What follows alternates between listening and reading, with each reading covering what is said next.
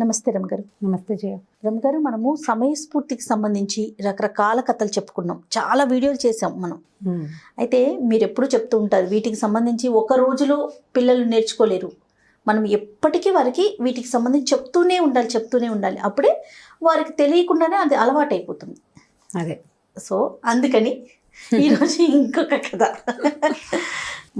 ఒక ఊళ్ళోనట రకరకాల వ్యాపారాలు జరిగాయి. ఆ ఊళ్ళో రామయ్య అని ఒక అతను ఉండేవాడు. అతను ఏం చేసేవాడంటే పక్క ఊరు నుంచి సరుకులు తెచ్చుకుని తన ఊర్లో తేలిగ్గా అమ్ముకునేవాడు. పక్క ఊరు నుంచి సరుకులు తేవాలంటే కొంచెం ఎక్కువ బండి మీద కనుక వేసుకొచ్చాడు అనుకో, ఈ వ్యాపారస్తులు ఉండే రోడ్డులోకి కనుక రాగానే ఏం చేసేవాళ్ళు, సుంకాల వీధి అంటారు దాన్ని, ట్యాక్సులు పడిపోయేవి. వెయిట్కి ఇంత, ఇప్పుడు ఇన్ని బస్తాలు ఉంటే బస్తాకి ఇంత అని చొప్పున, బండికి ఇంత, ఎడ్లకి ఇంత, ఒంటెత్తు బండి అయితే ఓ రకము, రెండెడ్ల బండి అయితే ఇంకో రకము, ఇలా సుంకాలు పడిపోయేవి.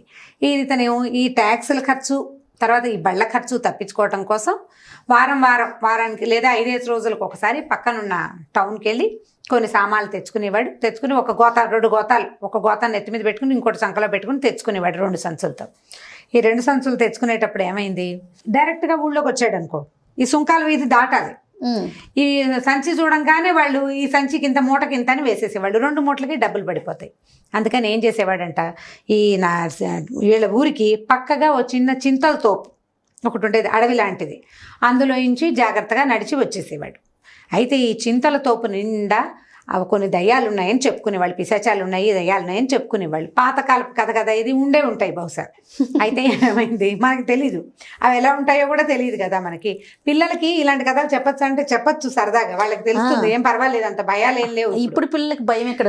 అదే అక్కడి నుంచి ఏమైంది, ఈ రోజు ప్రతిసారి ఏం చేసేవాడు, 5 రోజులకు ఒకసారి వెళ్ళేవాడు కదా, వెళ్ళి ఈ సంచి తెచ్చుకుని అలాగా వచ్చేసేవాడు. ఒకరోజు ఏమైంది, వస్తూ అతను కాస్త పడ్డాడు. పడేసరికల్లా చాలాసేపు మోకాళ్ళకి దెబ్బ తగిలింది, కూర్చుండిపోయాడు. చీకటి పడిపోయింది. అమ్మో చీకటి పడిపోయింది, ఏదయ్యాలో పిశాచాలో ఆవశిస్తాయి, వెనకాల పడతాయని కాస్త గబగబా చింతల తోపు దాటదాం అనుకున్నాడు. దాటపోయేసరికల్లా ఏమైంది, ఒక చింత చెట్టు మీద నుంచి ఒక ఆకారం దభీమని వీడి ముందు దూకేసరికల్లా బెదురు వచ్చింది. కానీ లోపల భయపడినట్టు కనపడితే దొరికిపోతాం. కుక్కలకి దయ్యాలకి భయపడినట్టు మొహం పెట్టకూడదని వాళ్ళ పాత రోజుల్లో. దాన్ని చూసి మనం బెదిరేమనుకో, బెదిరితే లొంగిపోయినట్టే. కుక్కను చూసి కూడా బెదరకూడదు. నువ్వు నిలబడితే అది నేనేం చేయదు, నువ్వు పరిగెత్తేవో పిక్కలు పట్టుకుంటాయి కుక్కలు, పరిగెత్తకూడదు. ఈ దయ్యాలు కూడా అంతే.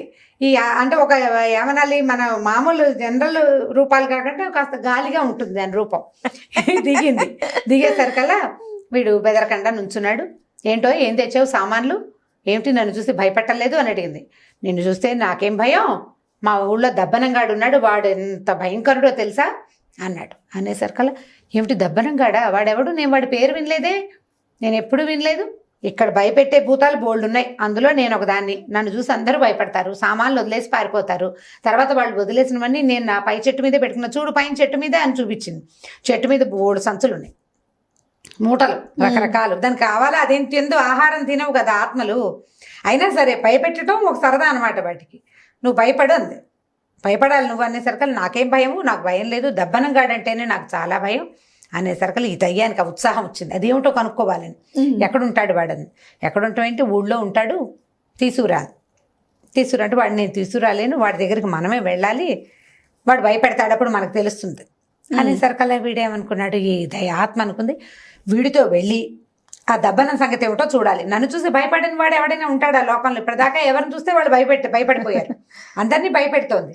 అందుకని సరే నన్ను వాడి దగ్గరికి తీసుకెళ్ళమందిట అనేసరికల్లా వీడేం చేశాడు, ఒక మూట నిండా సామాన్లు తెచ్చుకున్నాడు. 2వ సంకలో పెట్టుకున్నాడు కదా, అందులో ఉన్న సరుకుల్ని కొద్దిగా బాగా కుక్కేసి కిందకి, వీటి మీద కూర్చో, నేను మూతి కట్టేస్తాను, నేను మోసుకెళ్తాను, అక్కడికి వెళ్ళాక నీకు తెలుస్తుంది దబ్బనం సంగతి అని చెప్పేశాడు. చెప్పేసరికల్లా ఈ దయ్యం ఏం చేసింది, ఆ సంచిలోకి దిగింది. ఆ 2వ సంచిలో కొద్దిగా సామాన్లు ఉంటాయి, మోయాలి కదా చేతితోటి. సరే కాసిన ఉంటే ఆ కింద సామాన్లన్నీ కిందకు తోసి వాటి మీద కూర్చునేసరికి వీడేం చేశాడు, ఆ గోతా మూతి కట్టేశాడు, సంచి మూతి కట్టేసి 2 చచ్చిన నెమ్మది మోయొద్దు, 2 మోసుకొని తీసుకెళ్ళి ఏం చేశాడు, సరాసరి సుంకాల వీధిలోకి తీసుకుపోతే ఆ సుంకాలు వేసే అధికారి ఉంటాడు కదా, ఏమిట్రా ఏం తెచ్చావు సామాన్లు అంటే, ఇందులోదేమో మామూలు సరుకండి, దీంట్లోనేమో చింతపండు అండి, ఈ దయ్యాన్ని దాచిన సంచిలో చింతపండు ఉంది అని చెప్పాడు.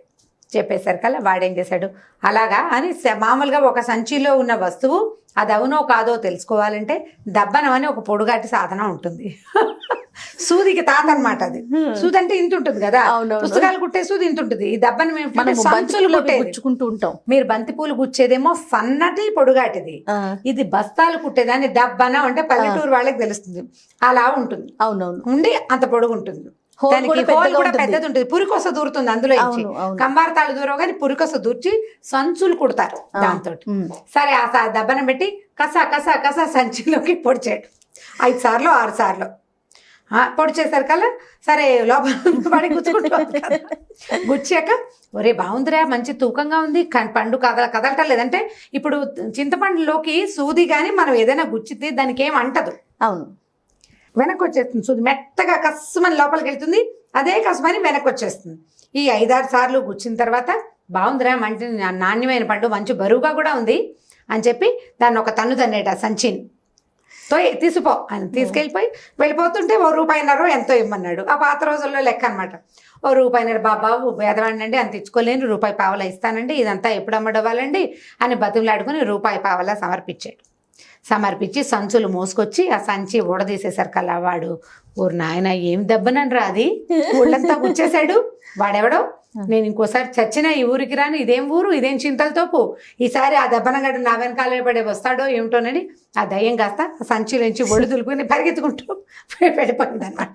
వీడు తెలివిగా తప్పించేసుకున్నాడు. లేకపోతే దానికి దొరికితే ఏముంది, వీడి సంచులేమో చెట్టెక్కుతాయి అంతే. వీడికి భయం వేస్తుంది, ఎన్నాళ్ళైనా దడుపు జ్వరం పోదు. కాస్త ధైర్యంగా ఉండేసరికి వాడు తప్పించేసుకున్నాడు. దబనంగాడి జోలికి ఎప్పుడు నేను రాను, ఈ ఊళ్ళోకి ఎవరికైనా దొరికానంటే వాళ్ళందరూ తెచ్చి దబనాలు గుచ్చేస్తారేమో నన్నని దయ్యం కాస్త పారిపోయింది. వీడు ఆ సరుకులు 2 చక్కగా ఇంటికి తెచ్చుకుని ఉండిపోయి వచ్చేస్తుంటే ఇది వాడికి తట్టింది. ఇప్పుడు వీడేమో సామాన్లన్నీ ఆ పైన పెట్టుకుని ఉంచుకున్నాడు కదా, కొన్ని సంచులు పైన ఉన్నాయి కదా, అందుకని ఏం చేశాడంటే ఇంటికి వెళ్ళి తన సామాన్లు అక్కడ పెట్టుకుని, ఇప్పుడు వీడు ఎలా పారిపోయాడు, చింతల తోపుకి వాడు వెళ్ళి ఎక్కడికో పారిపోతాడు.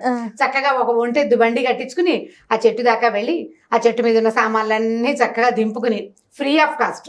ఇప్పుడు బండి మీద ఎక్కించి సుంకాల రోడ్డులోకి తెచ్చినా డబ్బులు కట్టడానికి ఏం బాధ, ₹1 పెట్టి కొనలేదు ఇవి. అవును, ఎన్ని సంచులో బండి నిండిపోయి ఎన్ని సంచులు తెచ్చుకుని చక్కగా వాటిని తాపీగా అమ్ముకుని ₹10 సంపాదించుకున్నాడు అనమాట వాడి తెలివితేటలతో. మొదటిది భయపడకపోవటమే ఒకటి, రెండోది ప్లాన్డ్ గా దీనికి సూది దెబ్బనపు రుచి కూడా బాగా చూపించాడు. అది మళ్ళీ వీడి జోలికి రాదు, ఆ ఊరికి రాదు. నా సంచులో నాది అడగడానికి వాటి మీద దానికి ఏమి రుచి, ఊరికే భయపెట్టి పైన పెట్టుకుంది కానీ వాటికి ఏం ఆసక్తి లేదు కదా. దాంతో దాని దయ్యపు పీడ విరగడైపోయింది ఆ ఊరికి. చక్కగా వీడు సామాన్లు ఫ్రీ ఆఫ్ కాస్ట్ తెచ్చుకుని హ్యాపీగా అమ్మేసుకున్నాడు. ఓన్లీ అతని సమయస్ఫూర్తితో. ముందు మొట్టమొదట భయపడలేదు, సిచ్యువేషన్ కి బెదరకుండా ఉండటం. మనకు కుక్కల భయాలు హెచ్చుగా ఉన్నాయి కదా జయ. కుక్కలను చూసి పరిగెత్తకూడదు, కుక్కను చూసి పరిగెత్తకూడదు, పరిగెత్తారే వెంట పడుతుంది. ఇవి కూడా అంతే. ఈటీలు, ఎక్స్ట్రా టెరెస్ట్రియన్స్, ఇవి ఏవైనా సరే ఆత్మలు లాంటివి బెదిరిన వాడినే భయపెడతాయి. ఇప్పుడు చీకట్లో పిల్లలు బెదురుతారు జయ. చీకటికేసి గబుక్కుని చూస్తే ఏదో కదిలినట్టు ఉంటుంది, బెదిరొచ్చేస్తుంది. తాపీగా నిలబడి అందులోకి చూస్తే కళ్ళు అలవాటు పడి అక్కడ ఏముందో క్లియర్ గా కనపడుతుంది. ఆ తర్వాత మనకి భయం ఉండదు. పిల్లలకి చీకటిగా ఉంటే బాత్రూంలోకి వెళ్ళరు, చీకటిగా ఉన్న గదిలోకి వెళ్ళరు, అలా భయపడుతుంటారు. ఆ పిల్లలకి ఇలాంటి కథ చెప్పచ్చు. చూడు వాడు ఎంత తెలివిగానో దాన్ని ఏం చేసేసాడు, అలా చేసేయచ్చు, దేనైనా మనకేం భయం లేదు. సో ధైర్యము వస్తుంది, సమయస్ఫూర్తి తెలుస్తుంది. అదే బాగుంది, చాలా బాగుంది రమ్మగారు. ఇంకో స్టోరీతో మళ్ళీ కలుద్దామండి. ఓకే, నమస్తే. నమస్తే. ఈ వీడియో కనుక మీకు నచ్చినట్లయితే లైక్ చేయండి, షేర్ చేయండి. మరిన్ని వీడియోస్ కోసం మా ఛానల్ని సబ్స్క్రైబ్ చేసుకోండి.